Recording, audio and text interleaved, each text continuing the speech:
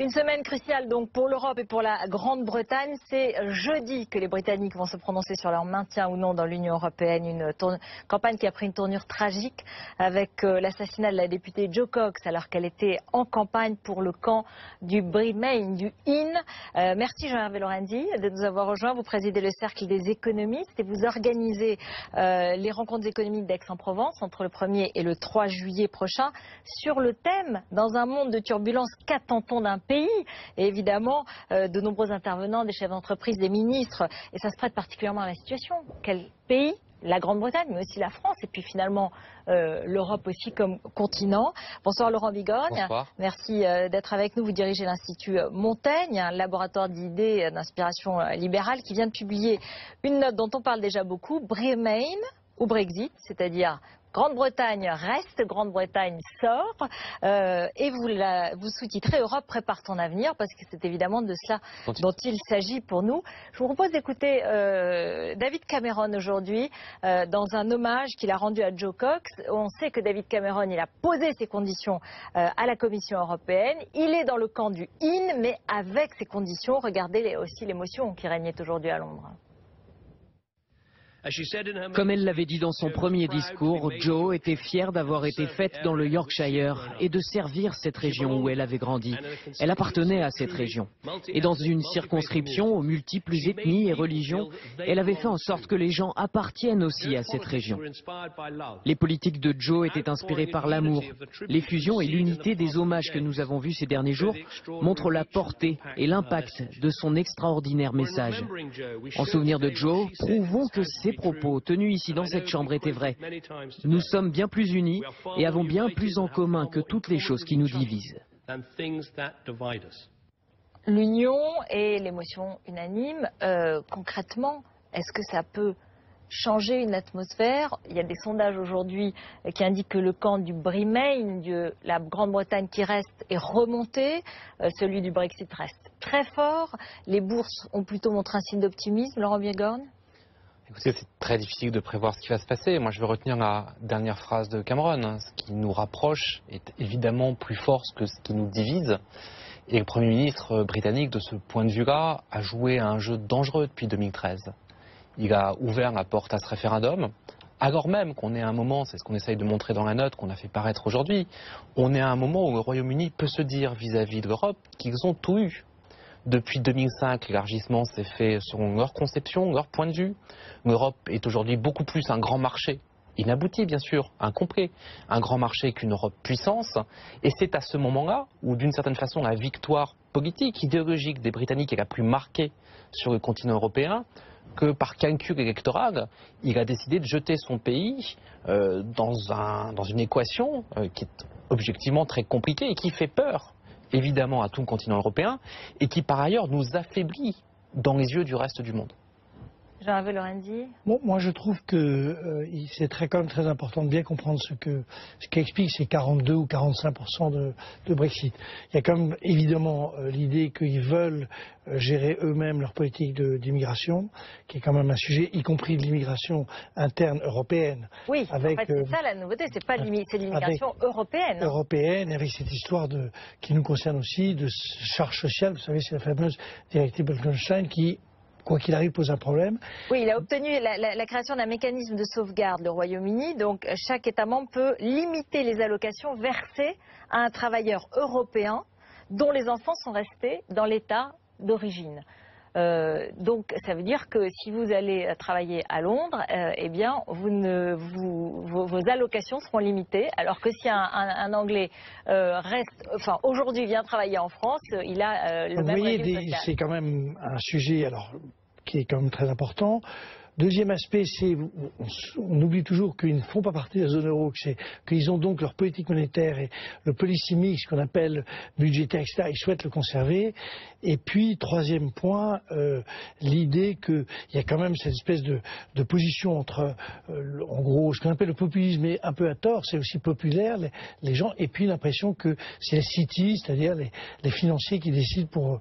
Donc sur ces trois points, je crois j'espère que le Brexit n'aura pas lieu, mais je je suis convaincu qu'il faut quand même conserver l'idée que tout ça n'était pas du tout innocent et qu'il faut en tenir compte parce qu'on ne fait pas le bonheur des gens malgré eux et que la population britannique a tout à fait le droit d'avoir les opinions qu'elle... Aujourd'hui, le Brexit, effectivement, jusqu'à cet assassinat, et on le disait, ça a un tout petit peu bougé les lignes, mais on verra, il reste quelques jours. Mais le Brexit est extrêmement fort en Grande-Bretagne. Il est très fort, il est très marqué sociologiquement. Oui. En gros, on sait que Londres devrait, je pense qu'il faut utiliser une conditionnelle, mais voter plutôt pour le Bremen, c'est-à-dire rester dans l'Union. Même si le maire de Londres, Boris Johnson, même si le maire de Londres pris le est un des parangons, exactement, de façon très opportuniste. On sait que ceux qui sont en Irlande, plutôt du côté catholique, sont aussi pour rester. Ça fait rejouer d'ailleurs en Irlande de façon dangereuse des oppositions très fortes. Il faut se rappeler que c'est par ailleurs l'Union européenne qui garantit le traité de paix. Donc de ce point de vue-là, il faut regarder les choses de façon très précautionneuse. On sait que le Pays de Galles, comme d'ailleurs l'Écosse, sont plutôt aussi partisans de rester. Donc c'est plutôt aujourd'hui un royaume désuni qu'un Royaume-Uni qui se présente à ce scrutin, et avec des conséquences dont il faudra, je crois, de la même façon que Jean-Hervé disait que le peuple britannique est libre et souverain, ce qui est parfaitement juste, ça reste vrai de chaque peuple européen, il faudra tirer des conséquences implacables d'une éventuelle sortie.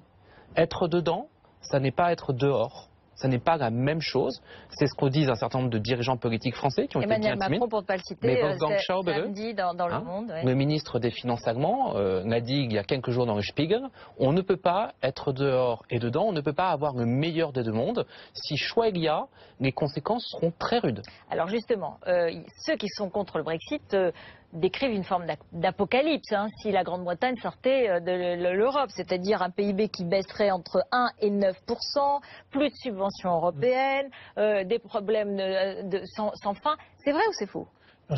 Méfiez-vous des économistes, ça c'est des carabistouilles de politique. Dans cette affaire, personne n'en sait rien. On peut imaginer que les marchés souffriront beaucoup, les marchés financiers, mais le reste, personne n'en sait rien.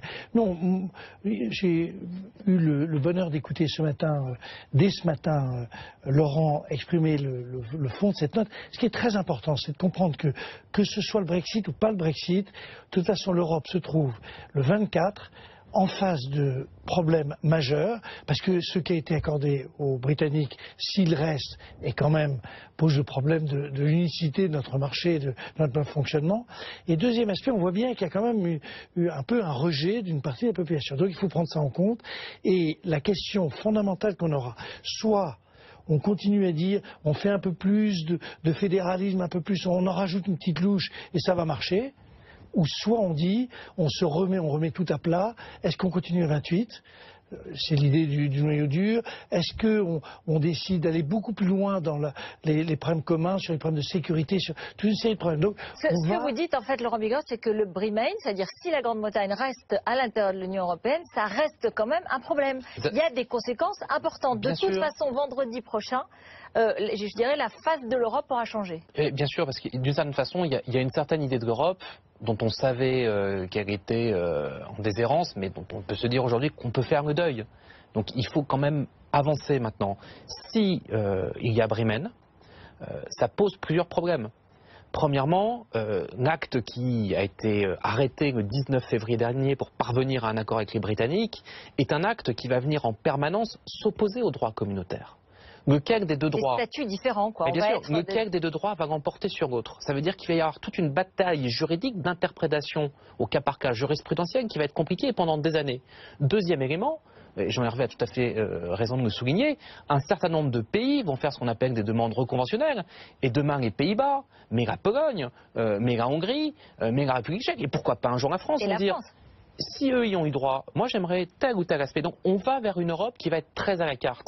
Inutile de dire qu'une Europe qui est à la carte n'est plus une Europe, j'allais dire, politique ou économique, c'est une Europe du grand marché, mais c'est une Europe, au final, qui va perdre son sens politique, de son sens de projet, pour construire un futur en commun, pour résister aussi à des tensions qui, évidemment, s'adressent à elle.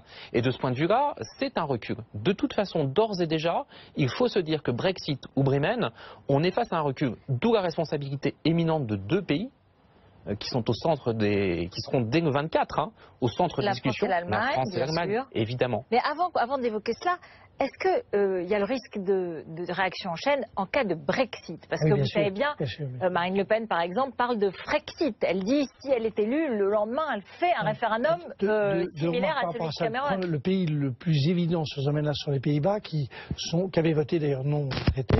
Et je rappelle que notre beau pays a quand même voté non au traité. Donc, si on prenait l'opinion publique en France, on ne sait pas quel serait le résultat. Donc, on est parti sur un truc très compliqué. C'est pour ça que c'est pas tout à fait la même chose. Les deux situations sont difficiles à gérer, mais le Brexit, on part dans l'inconnu absolu. Le reste, voilà, le reste c'est très difficile, mais c'est pas l'inconnu. Pas de surenchère sur effectivement le Bremen, qui est préférable de loin au Brexit, mais je ne voudrais pas non plus, et c'était un peu le sens de la note, qu'au fond les responsables se disent le 24 au matin, une fois que le Bremen serait acté, ce qui serait une bonne chose, bon ben on en revient à business as usual, c'est un retour à la normale, et puis les choses vont continuer. Non, ça c'est pas possible, parce qu'encore une fois, l'accord du 19 février, qui a été arraché en Conseil européen par les Anglais, pose des problèmes, et des problèmes qui sont lourds. Et d'ailleurs cet accord, on nous a dit à Bruxelles, il est insignifiant. Au fond, à octroyer aux Anglais. Mais alors, pourquoi en faire tout un pataquès? Et si, comme le dit Cameron, l'accord est très contraignant, pourquoi n'est-il soumis qu'aux Britanniques? Puisqu'il emporte des conséquences pour les autres Européens. Et cette asymétrie, elle me pose problème d'un point de vue démocratique également. Moi, j'entends aussi des Français qui disent, mais pourquoi pas le Brexit après tout? On aurait des sièges sociaux anglais qui viendraient s'installer à Paris. On aurait une sorte de transfert des richesses qui passerait. La bourse de Paris serait plus influente encore, etc. Donc, allez, après tout, prenez le large et laissez-nous tranquilles. Vous avez tout à fait raison, parce que dans toute situation, il y a des aspects positifs. Si le Brexit avait lieu, il y a peut-être un gagnant. La place financière de Paris n'est pas dans la forme la plus formidable qu'on puisse imaginer. Et donc, c'est vrai qu'à ce moment-là, on pourrait, si on est suffisamment habile, essayer de récupérer quelques sièges sociaux. Vous vous souvenez que Cameron avait, au fond, dit bienvenue à tous les investisseurs et les patrimoines français qui veulent s'installer à Londres. On pourrait faire la même chose. On pourrait lui envoyer la même blague. J'ai quelques doutes qu'avec la situation fiscale de la France et notre track record dans la matière, on soit assez peu attractif. Peut-être que d'ailleurs, ça profiterait au Luxembourg, aux Allemands. Il n'y a pas que la France, évidemment, dans ce jeu économique. Un petit mot sur le côté, justement, ce retour au pays. Et c'est le thème des rencontres d'Aix-en-Provence. Dans le fond, c'est quoi? Le pays, ça redevient une entité fondamentale? C'est quoi? C'est une forme de nationalisme qui ressurgit? Non. Ou est-ce qu'elle est très importante? Alors, je veux dire, quand vous prenez les 5 derniers siècles, vous avez toujours des phases où on internationalise, ça peut s'appeler mondialisation, globalisation, tout ce que vous voulez. Et puis, c'est toujours interrompu par une crise, parce que c'est l'histoire humaine, ou par une guerre. La plus terrible, c'est l'interruption par la guerre de 14. Et le besoin à ce moment-là de proximité des gens. Alors ça peut s'appeler région, la Catalogne ou ce qu'on veut, ou un pays. Et à l'évidence, ce qu'on voit aujourd'hui, c'est que les pays retrouvent une sorte de rééquilibrage de leur rôle, tout simplement parce que les gens le souhaitent. Et donc c'est tout à fait normal de prendre ça en compte. Mais notre position aux membres du cercle n'est pas du tout de dire que la mondialisation est finie. Elle ne prendra pas la même forme que ce que nous avons connu dans les 20 dernières années, c'est-à-dire un transfert d'activité massif vers les pays émergents.